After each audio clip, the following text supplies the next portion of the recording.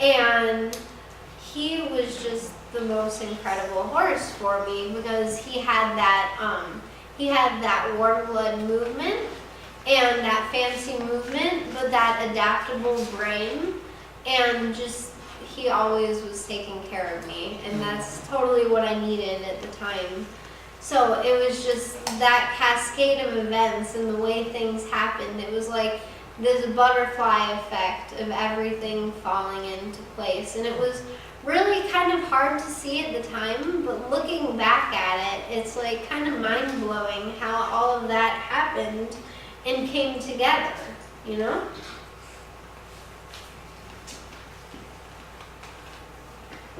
So obviously I was really working towards my goals, and Wentworth and I were at the top of our game.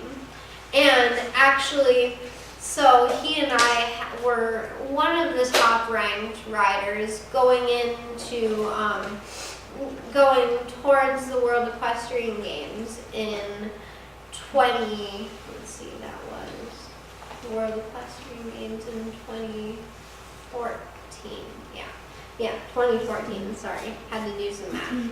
But 2014 in France, and he ended up going lame, had a really big injury.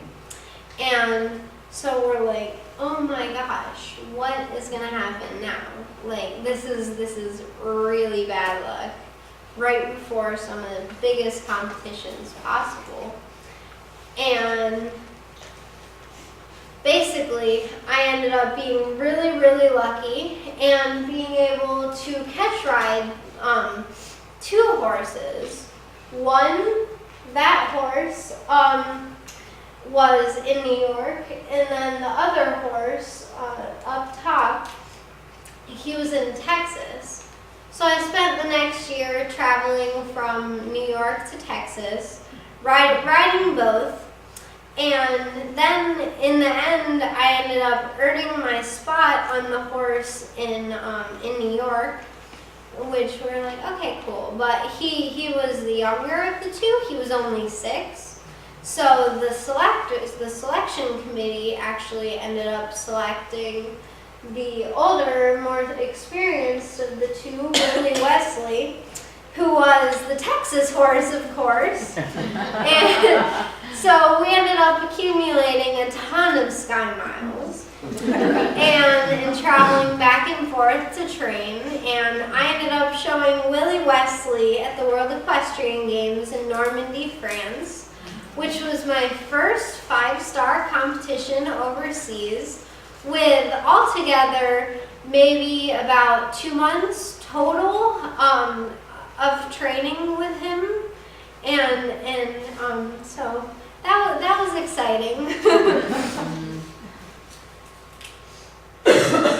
Okay, so then fast forward to 2015 and trying to earn my spot on the team for the 2016 Paralympic team, and also selection trials in the early summer of 2016.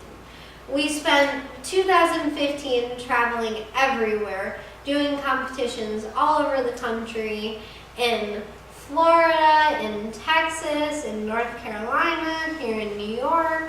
We were all over the place. It was so busy all the time. And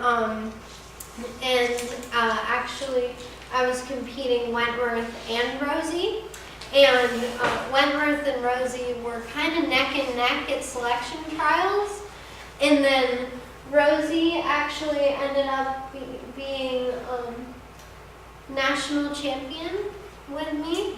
So we ended up earning our spot on the team for the Paralympics, and then traveling to Rio, and my dream had come true, which was absolutely incredible. Riding down the center line at Rio just still feels like a dream. It's so hard to find words that even can accurately express how amazing that experience was. And Rosie and I actually came in 7th individually, now it's on to the World Equestrian Games in 2018 and Tokyo in 2020. Nothing less than gold though this time.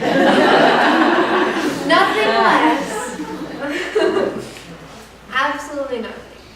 And so then actually after the Paralympics, it was so cool because we had our White House visit.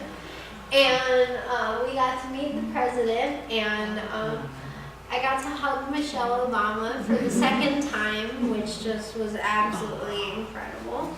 And I was actually on the same bus over to the White House as the guys and girls Olympic gymnastics teams, which I was like, yes, that's pretty incredible. Like, how many people can say that? And then got some photos with Lori Hernandez and everyone. Like, it was so cool because, so the Paralympics are always 2 weeks after the able-bodied Olympics. And so you kind of have this separateness, but then for the White House visit, you get to meet and see all of the able-bodied competitors, and everyone is just together, and it's just such a cool environment. So incredible. And then, so this is my favorite quote ever. I mean, I would totally rap it for you, but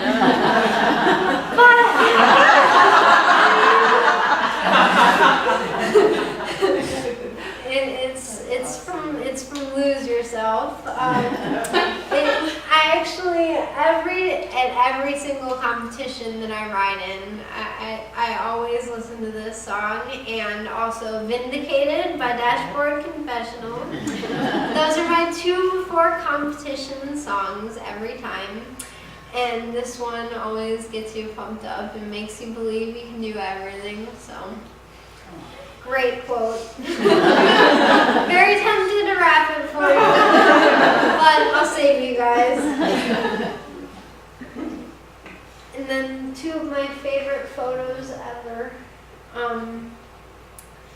And in conclusion, I just want you all to know that you can accomplish anything that you ever put your mind to, and that any of your students totally can.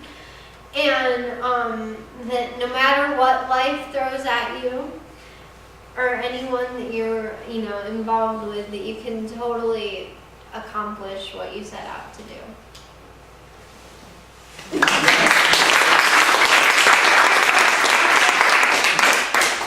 Also, I have a video here of me riding Wentworth, which is kind of hard to see because he's black.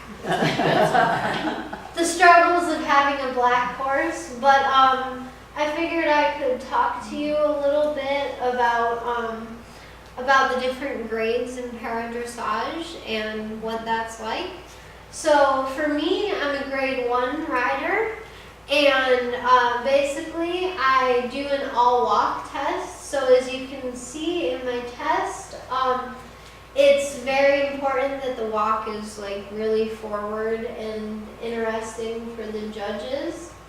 And it's really hard to find horses that enjoy walking through an entire 5-minute test. Imagine that. And so then in the other grades, we have grade 2, which is walk and some trot, which is equivalent to training in first level. And then there's grade 3, which is walk and more trot. And they can canter in their freestyle if they won. And then grade 4 has canter in it. And then grade 5 actually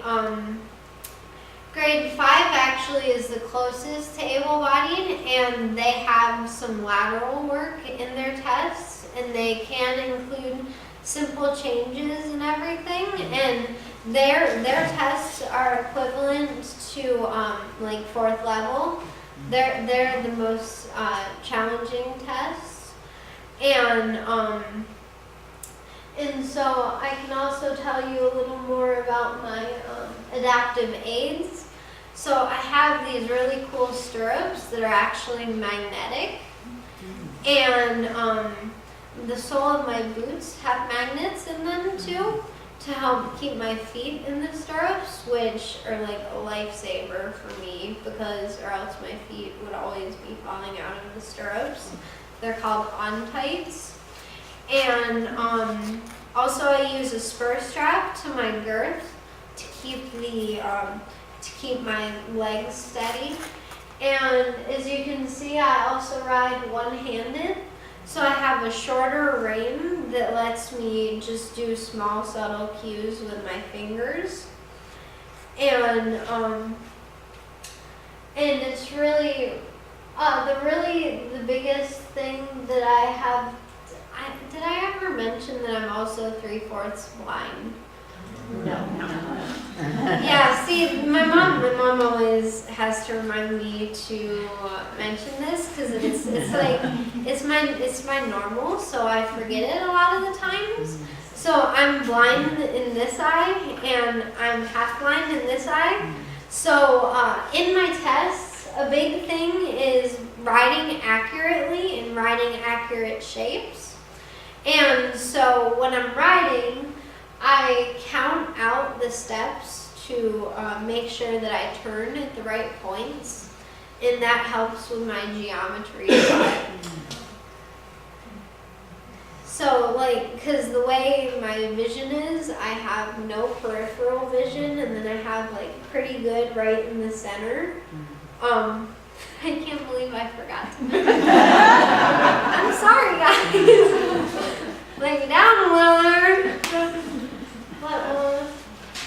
But yeah, as you can see in my test, Wentworth really does not like walking all that much. So I'm having to do quite a lot of work to be like, here we go, let's keep walking. which is part of why grade 1, I would say, is one of the most difficult grades, because you have to find these really unique horses that are willing to walk for that long of a test, and willing to stay even in their gait and continue doing it.